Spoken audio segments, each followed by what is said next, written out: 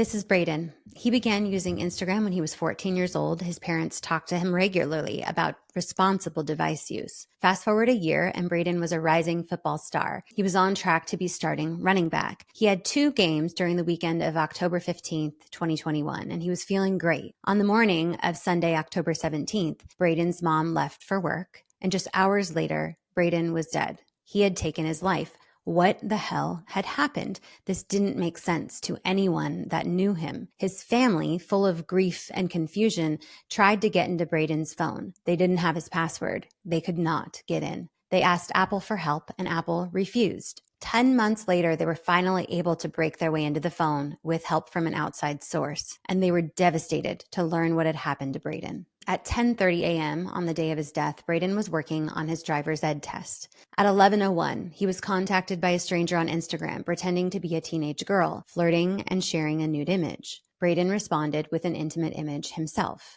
Then the financial sextortion started. The predator told Braden he had to pay $1,800 or the photo would be shared with the public. Braden begged and pleaded before taking his life. 27 minutes. That's all it took. 27 minutes from first contact to Braden taking his life. Braden's mom shared, quote, "Essentially, somebody came into our house and in my eyes, murdered my kid in front of the whole world." What we found out later is that the same predator that sextorted Braden had been reported on Instagram before. And worse, children have been getting sextorted on Facebook and Instagram for over a decade. Documented case after documented case. In just the past 24 months, financial sextortion has killed at least 31 teens and sexually exploited more than 38,000 children. And the real numbers are much higher because most victims do not report this. This is why Braden's family, as of today, has filed a lawsuit against Meta for failing to fix the defects and inherent dangers identified over a decade ago and continuing to allow for the sextortion of children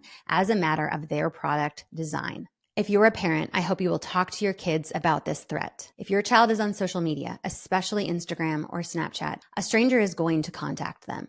What will your child do? When the stranger says they have mutual friends, when the stranger has studied your child's information, their posts, their friends list, to convince your child that they know each other, when they're using AI to craft conversations to manipulate your child, what will your child do? And will you take that risk? At the very least, we have to have these conversations and warn our children. But in my opinion, these platforms are completely unsafe for kids and teens. Please delay their use, which means delaying smartphones. If you give your child an iPhone, they will find their way onto social media whether you like it or not. I am sending strength to Braden's family in this battle that they're about to have against Meta. I am on your side. We are on your side. And Meta, enough is enough. Fix your platform. Stop making it extremely easy for predators to contact and manipulate and exploit and kill our children.